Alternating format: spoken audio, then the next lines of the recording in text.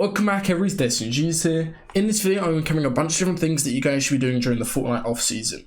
So the off-season is basically this time where we don't really have too many tournaments on, the FNCS has just finished, and the only major tournament that we've got announced apart from the future trio FNCSs is the FNCS All-Stars, which is only for the top 15 qualifiers from the last FNCS. So right now is basically a perfect time to make sure you're getting as motivated as possible, making sure you're doing everything to the best of your ability to actually go ahead and place as best as possible during the next season. So let's go ahead and take a look at a bunch of things that you guys should be doing and what you shouldn't be doing as well. Okay, so the first and biggest things, the reason I'm putting at the front of the video, is just make sure you guys are not playing Fortnite. Do not play Fortnite if you want to get better. It's the best thing you can do. I've recommended this to so many people. It avoids burnout, stress, fatigue, loads of different things in terms of your mental and your physical state in terms of your wrists and fingers as well. It's so beneficial just not playing your main game for a significant period of time. So I'm going to say 3 to 4 days minimum. You can play other games, of course. You can do IRL stuff. You can get into the habits of doing other things around the house or outside, or with your friends IRL. I would really recommend doing that instead of just playing Fortnite all day during this off season. Have a nice 3 to 4 day break. If you find other things that you enjoy and maybe fix your schedule a little bit as well, that would be really nice to do at the same time. So after you've basically gone ahead and had that long extended break where you've not really played too many games at all, you haven't really played Fortnite at all as well,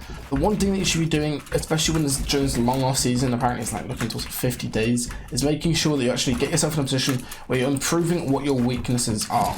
Biggest thing with this is you actually go ahead and figure out exactly what your weaknesses are, whether that's aim, whether that's mechanics, whether that's game sense, and you need to work on that specifically so you can actually go ahead and actually ensure that you're going to do as good as possible during the next season. So for me, my biggest weakness is aim. Obviously you need to be keeping your mechanics and everything up, but if your biggest weakness is aim, I'm going to cover a bunch of things that you guys can be doing, because I think that's probably the biggest weakness for most of you. Okay, so after you've had your little bit of a mini break, basically what's happening now is there's going to be a gap where we don't have any tournaments or anything until July the 7th. And then we've got the new season, so you guys can play in the arena. There's probably going to be the pre-season as well, where it's like 2 weeks where the arena points don't count, but it's still really useful to play arena and work with the new fighting and understand the new POIs and everything that's been added and all the gun changes that will be made. But for right now, what you need to be doing is finding out what your biggest weakness is, whether that's going to be aim, mechanics, or game sense, or whatever, and then going ahead and just working on that really diligently. So as I said, my biggest weakness is aim, so I'm basically going to be spending this every single day doing at least 1 to 2 hours of a really structured routine. What I mean by this is actually going ahead and getting a routine for Kovacs or a routine for Scavocs. You don't have Kovacs, and you can also go ahead and do Angels every single day. So show a bunch of scenario maps that you can actually go ahead and do. This is a really useful map here that me and Novos actually did a while ago, so you can basically come through and do all these different aim training scenarios on this back end, loads of different ones that you can do. You guys should know this map pretty well. There's a load of different things you can do on here. There's also a load of different things you can do for Kovacs. I'll show some maps on screen that you can do now. Normally, the big thing I'd recommend doing for Kovacs is going ahead and actually getting a routine. There's loads of good aim coaches like Aim7 or Doing Well that you guys can buy a routine from. Or if you're interested, I've got a bunch of different routines on the Solos Masterclass from like Noah and Reason, and also one for this map as well you guys can learn and copy from as well. Alright, another really useful thing you can do if you want to work on your aim is Rage's new aim map. You guys might have seen the trailer for this that he released, but you basically choose a load of different things. This box fight duels is very similar to a map that I made previously, so you can do multiple different teams in here as well. There's also a load of different things for SMG and tracking in here, and probably the best one to do, especially if your weakness is pump aim, is this 1x1 cone react. Basically what happens is you spawn in with a pump, and the other person is going to go ahead and get teleported into a box, and then you need to go ahead and flick onto them from all different angles. It's really good because you alternate between flicking and just landing in, and it's kind of like micro shot speed and Kovacs. There's a lot of different things that you can do in this map as well. As always, I'd recommend just going in and trying around different things in this map so you can work on your aim.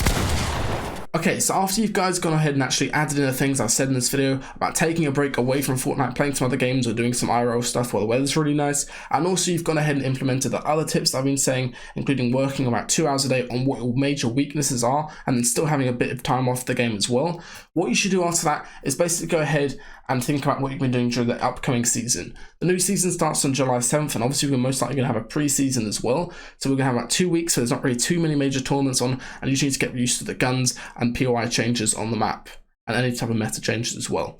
During those 2 weeks, I wouldn't recommend just going straight back into playing Fortnite all day. If you instantly jump back into playing like 10 plus hours, you're gonna have a really bad side effect where you're not used to playing that much. So I'd recommend just slowly ramping up your playtime per day until you're kind of at a comfortable level and you actually maintain this good schedules and the good habits you've built up by having this little break. You're still focusing on those creative improvements like aim training as well, VODing if you need that as well. And also you're still focusing on maintaining a good sleep schedule and other things. Okay, so the last part of this video is what I want to cover in terms of your scheduling.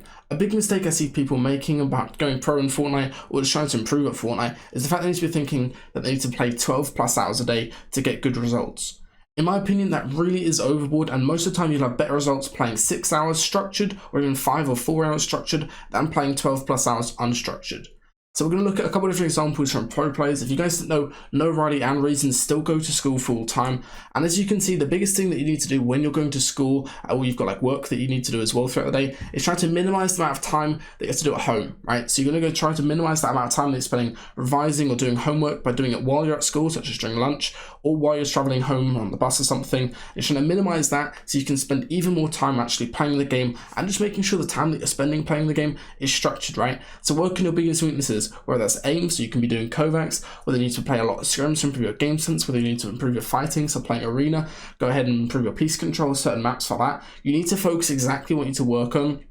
Have a structured practice and training routine that you guys can follow, and also just something that's really beneficial is making sure you maintain that good schedule. Obviously, if you're school, that should be a given. As always, I hope you guys enjoyed this video. Make sure to leave a like and subscribe if you enjoyed the content. I'm going to be trying to do some more of these videos throughout the off season, so you guys have some good ideas in terms of what you can do. I might do a video on how to VOD you, or a video on how to improve mechanics as well, for you guys who need to work on those things throughout the off season.